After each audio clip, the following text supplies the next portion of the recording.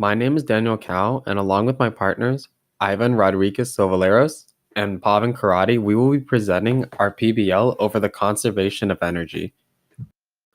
So the main concept of our project is conservation of energy. This means that within a system, the total energy of the initial and final actions of that system will be the same.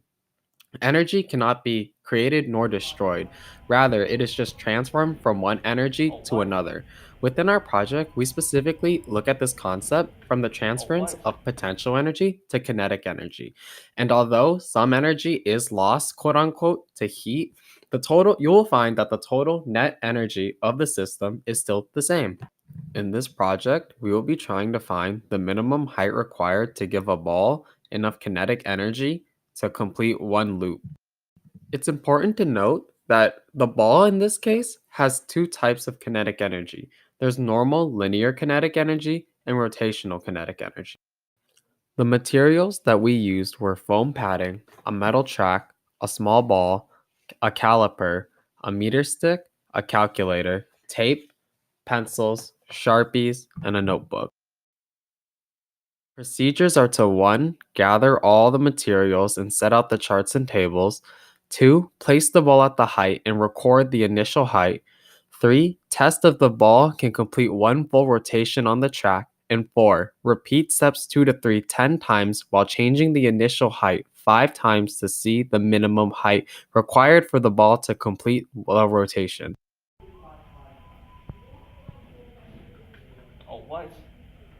Here is a data table over the values that we recorded. As you can see, we have come up with a rough estimate of where the range is for the minimum height required for the ball to make one loop.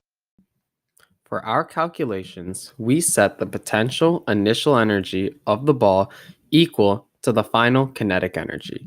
The reason we did this is because we know through conservation of energy, the initial energy of the system must equal the final energy of the system because no energy can be lost, only transferred. So we set mgh, which is the potential, to the kinetic, and we broke down kinetic energy into both its linear kinetic energy and its rotational energy. Because this is a ball, it does gain some rotational energy. Getting to the math, we know that I is just a constant for all solid spheres. In this case, it's 1 over 2 times m times r squared. Then we know that we have to get rid of v squared from our equation. To do this, we set up mg equals mb squared over r. This is because we know that the force of gravity must equal the centripetal force that is acting upon the ball in the system. We simply substituted the equations for these values. After solving that v squared equals g times r, we then substituted this back into our original equation and then simplified, crossing out all the variables. What we got in the end was that hi equals 27 over 10 r. After the experiment, we found that the lowest height that we could go with a 100% success rate is about 0.27 meters in height. This allows the ball to complete one full rotation with a 100% success rate, while the radius is about 0.1 meters.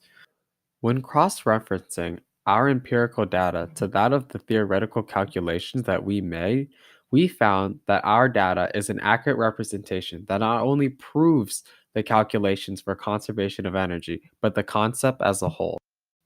For the history component of our PBL, we simply talked about the historical revolution of the conservation of energy and how it's applied in the modern day.